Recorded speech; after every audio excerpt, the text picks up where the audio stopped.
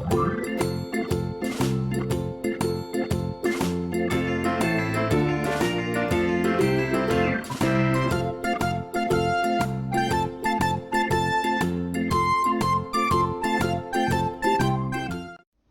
everybody, welcome back to the channel and to another Premiere Thursday, if you're here on Thursday. If not, I hope you enjoy this Scottish folk tale called The Laird o' Co. It was a fine summer morning, and the Laird o' Co was having a dander on the green turf outside his castle walls. His real name was the Laird o' Culzean, and his descendants today bear the proud title of Marquises of Ailsa. All up and down Ayrshire nobody called him anything else than the Laird o' Co, because of the coes, or sea caves, which were to be found on the rock on which his castle was built. He was a kind man and courteous, always ready to be interested in the affairs of his poorer neighbours, and willing to listen to any tale of woe.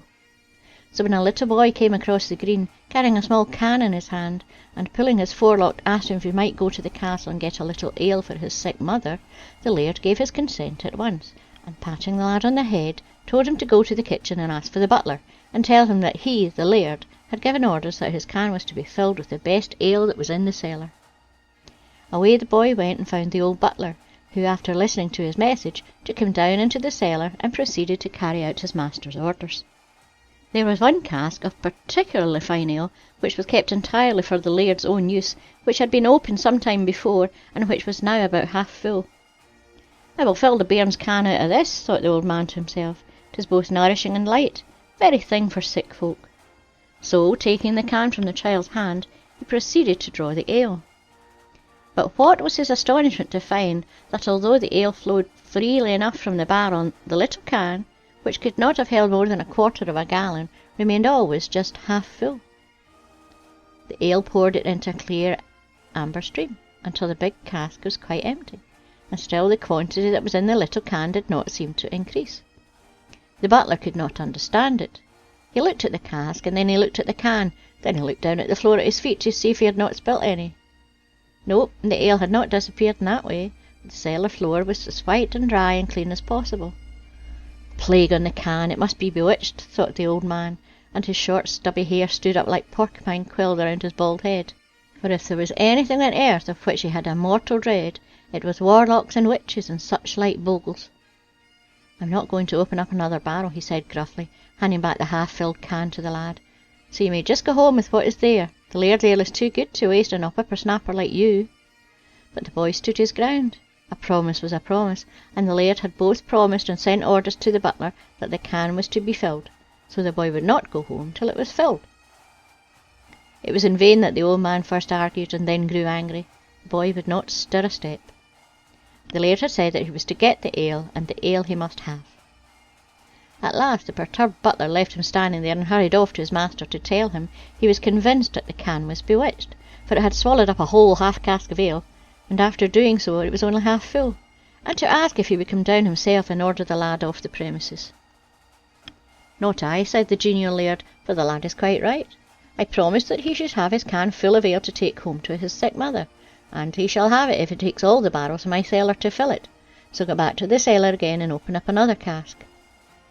The butler dared not disobey, so he reluctantly traced his steps, but, as he went, he shook his head sadly, for it seemed to him that not only the boy with the can, but his master also was bewitched.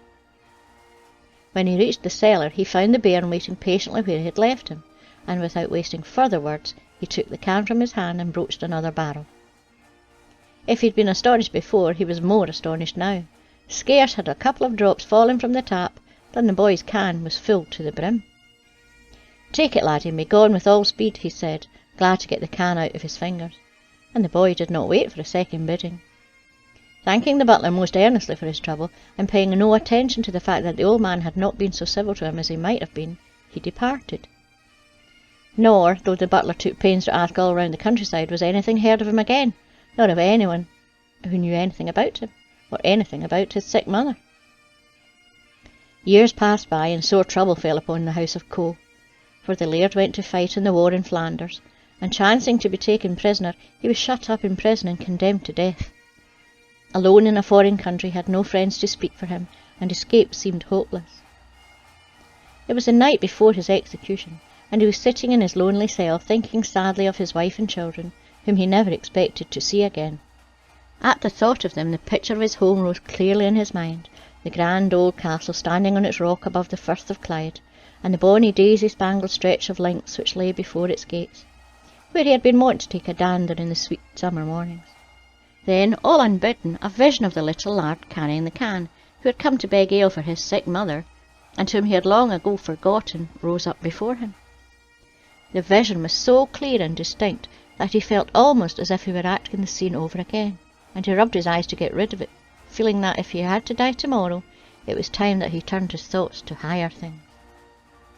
But as he did so, the door of his cell flew noiselessly open, and there on the threshold stood the self-same little lad, looking not a day older, with his finger on his lip and a mysterious smile upon his face. "Laird ho! Rise and go," he whispered, beckoning him to follow him.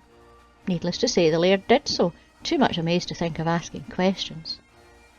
Through the long passages of the prison the little lad went, the Laird close at his heels, and whenever he came to a locked door, he had but to touch it, and it opened before them, so that in no long time they were safe outside the walls.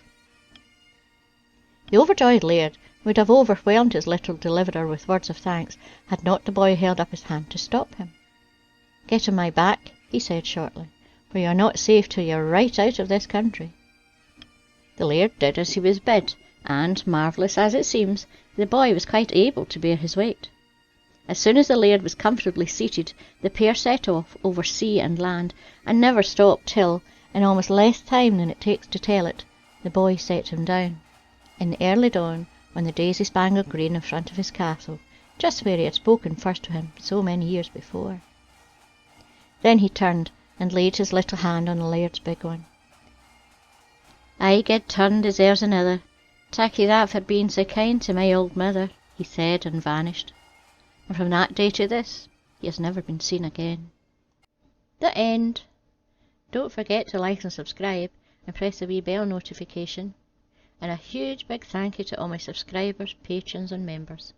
See you next week. Bye bye.